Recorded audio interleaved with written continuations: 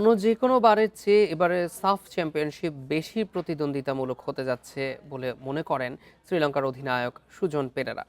হামজা সমিতের মানের ফুটবলার থাকায় বাংলাদেশকে কঠিন প্রতিপক্ষ বলছেন তিনি। সুজনের মতে ঘরের মাঠে ফেভারিট হলেও চ্যাম্পিয়ন হওয়ার বাড়তি চাপ নিতে হবে লাল সবুজকে।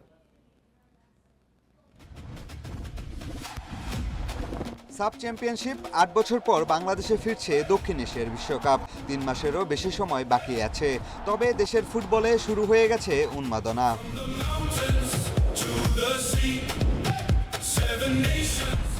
ঘরের মাঠে সাফের আগে নতুনত্বে ভরা বাংলাদেশ দল। আগের যে কোনো বারের চেয়ে শক্তিশালী দলের মূল ভরসা হামজা চৌধুরী।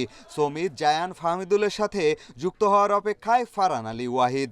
ডাগআউটে থাকবেন মার্কিন কোচ থমাস ঢুলি। লাল সবুজের যে দলকে টুর্নামেন্টের সবচেয়ে কঠিন প্রতিপক্ষ ও ফেভারিট মানছেন শ্রীলঙ্কার অধিনায়ক সুজন পেরেরা। সাফের সব দলই ভালো, তবে বাংলাদেশের দারুণ উন্নতি হয়েছে। হামজার মতো ফুটবলারের বিপক্ষে খেলা কঠিন। এই দলে আরো দারুণ সব ফুটবলার আছে। সব মিলিয়ে তারা টুর্নামেন্টের অন্যতম ফেভারিট। তবে ঘরের মাঠে চ্যাম্পিয়ন হওয়ার চাপ থাকবে বাংলাদেশের।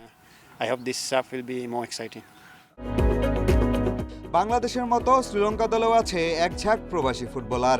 গেল বছর মাঠের খেলায় তাদের উন্নতির ছাপ দেখা গেছে। লাউস, চাইনিজ তাইপে, তুর্কমেনিস্তানের মতো দলকে হারিয়েছে। নিজেদের দল নিয়েও আশাবাদী গোলকিপার সুজন।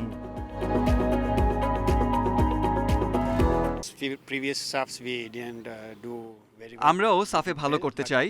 2 বছর ধরে পরিকল্পনা করছি। প্রবাসী ফুটবলার আশায় দলের শক্তি বেড়েছে। স্থানীয় ফুটবলারও ভালো করছে। প্রথমে সেমিফাইনালে ওঠার লক্ষ্য থাকবে, এরপর শিরোপার চিন্তা।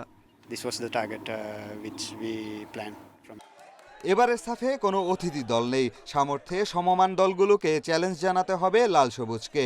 23 বছর পর আবারও শ্রেষ্ঠত্ব ফিরে পেতে মরিয়া থাকবে হামজা, জামালরা। পিয়াস সাহা, ইন্ডিপেন্ডেন্ট নিউজ, ঢাকা।